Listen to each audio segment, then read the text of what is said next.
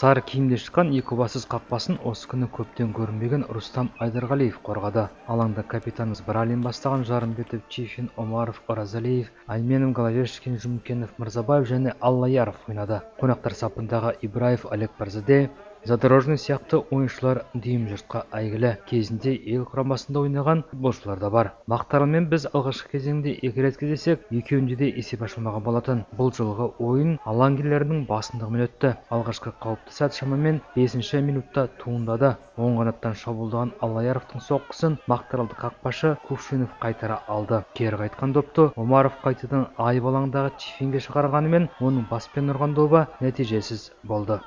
5 минуттан кейін допты аяғымен тебе алмаған Головешкинде бір оңтайлы мүмкіндікті босқа жіберді, ал оның артынан соққан Эльвиннің добы қақпадан биік кетті. Бұдан кейін кезек Чифинге келді.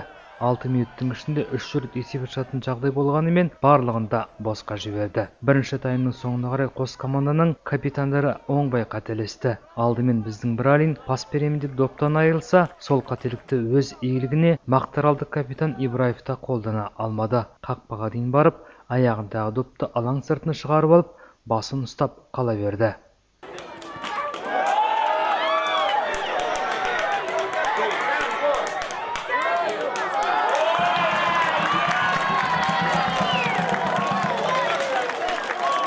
Бұл қонақтардың жалпы осы ойындағы жалғыз қауіпті сәттер еді. Ал екінші таймда біздің ойыншылардың тізгінімен өтті. Үзілістен соң бірден Азамат Әубәкіров Головешкиннің орнына енді. Шамамен 52-ші минутта екібастұздықтар айып добын соғуға мүмкіндік алды.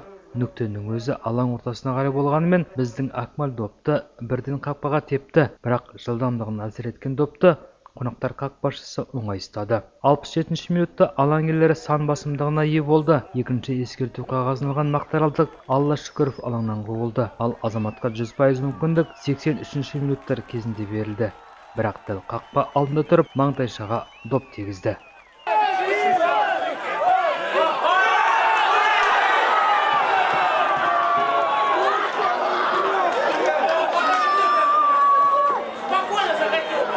Осылайша қанша шабуылдаса да екібастұздықтар жеңіске қол жеткізбеді. Ал Мақтарал командасы бұл ойында бір ұпай алғандарына шүкіршілік еткен рас. Сөйтіп, екі команда биылғы маусымда 3 рет кездесіп, бір-бірінен гол сала алмай тарқасуда. Екібастұз кезекті турды да өз алаңында өткізеді. Сондықтан қыркүйектің 3-інде сағат 17:00-де Шахтер стадионына келіңіздер. Қонаққа Петропавлдық Қызылжар келеді. Премьер-лигаға шығуға бірден-бір үміткер команда өз алаңында Каспийден ұтылды. Сондықтан сол олқылықты Екібастұзда түзетуге тырысады. Ал жергілікті команда соған жол бермейді деп үміттенеміз.